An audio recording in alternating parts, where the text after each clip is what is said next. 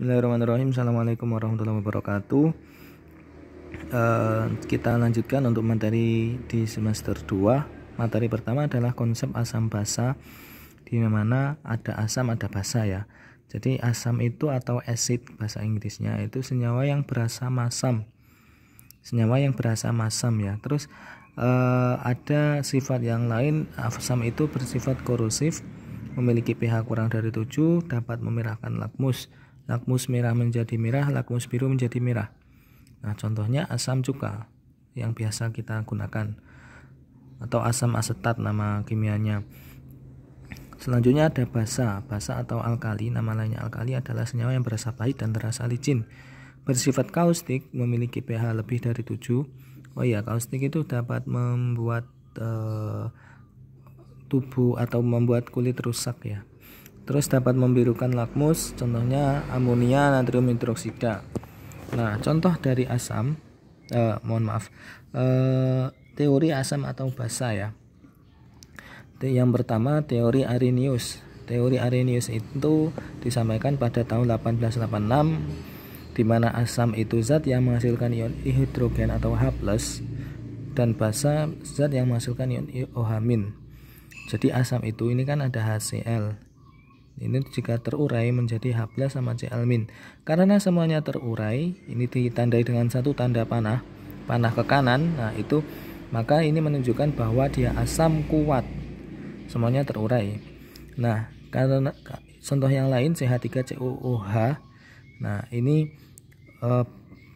ditandai dengan tanda panah 2 ya. Ada tanda panah ke kanan dan tanda panah ke kiri. Menjadi CH3CO- ditambah H+.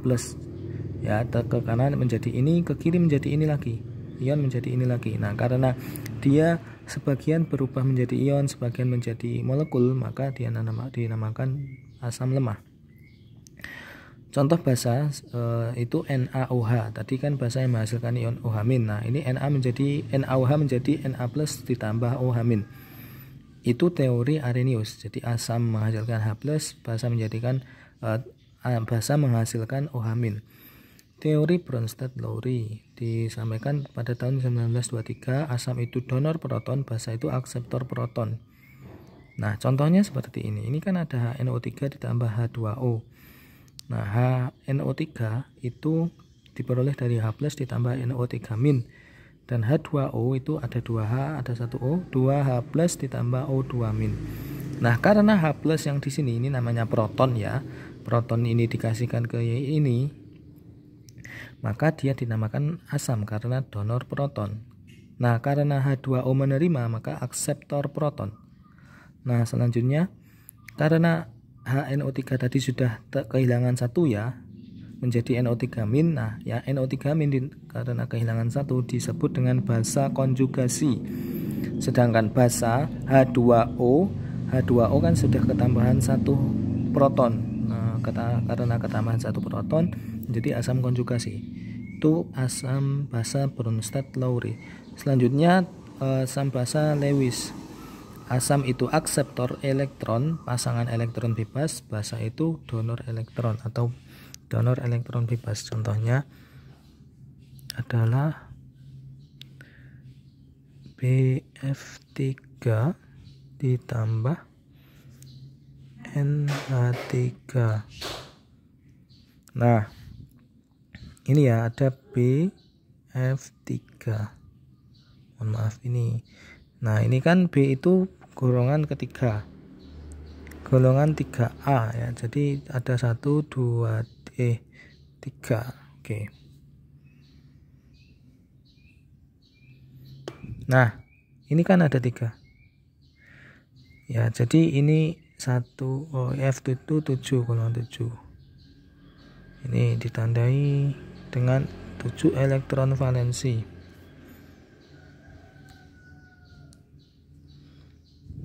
Nah, ini ya pokoknya begini ya, ditambah NH3. N itu golongan 5 ya, jadi ada 5 3, ada hanya 3, 1 2 3 ya. Nah, maka ini ada 2. Jadi N, saya ulang ya, N itu ada golongan 5. Ada 5 elektron valensi, 1, 2, 3, 4, 5. H itu 1, maka di sini ada 1 elektron valensi. Ini membentuk kesetimbangan oktet. Nah, karena ini ada elektron, ya ini namanya PeB. Nah, PeB ini bisa diberikan ke ini, B kan kosong yang di sini. Karena dia memberi, maka dinamakan basa. Karena yang menerima, akseptor elektron, namanya asam. Oke, itu teori asam basa. Ya, semoga dapat dipahami. Sekian. Assalamualaikum warahmatullahi wabarakatuh.